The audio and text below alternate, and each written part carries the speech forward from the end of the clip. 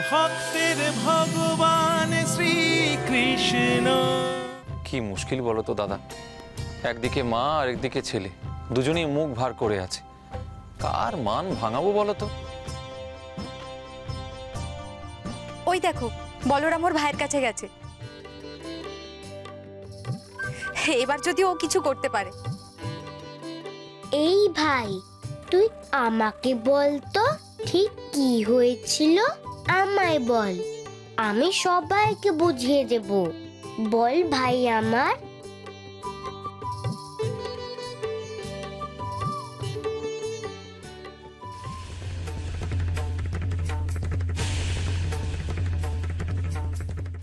এ কি বলরাম, কি করছো দাদু ভাই?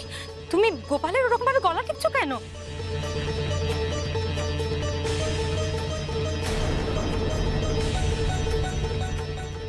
বলরাম এরকম করে না বাচ্চা, আমার কথা শোন। তুই তো তোর ভাইকে কত ভালোবাসিস। ছাড়। গোপাল, গোপাল, গোপাল।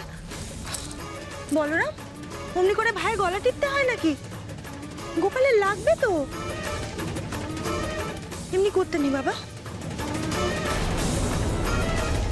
কি মজা, কি মজা, মা ভয় পেয়েছে, মা আমায় ভালোবাসে, তাই তো আবার কথা বলেছে।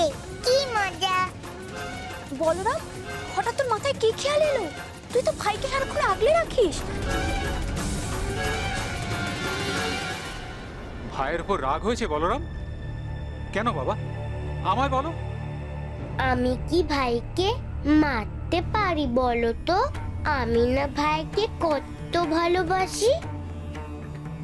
তাই তো, দাদা আমার ভালো দাদা, আমাকে কত ভালোবাসে। আমরা মজা করছিলাম গো, তোমরা তাই দেখি ভয় পেয়ে গেলে।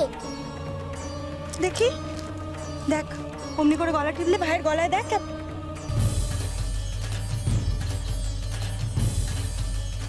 এ কি গোপাল, তোর গলায় এটা কি? কিসের দাগ?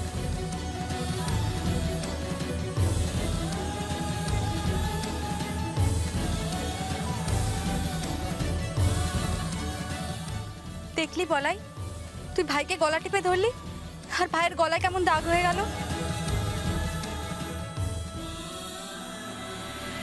কই দেখি। দেখো।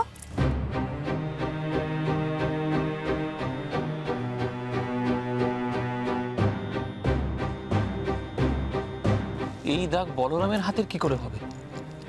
এতটুকু বাচ্চার হাতে এত জোর হতে পারে নাকি কখনো?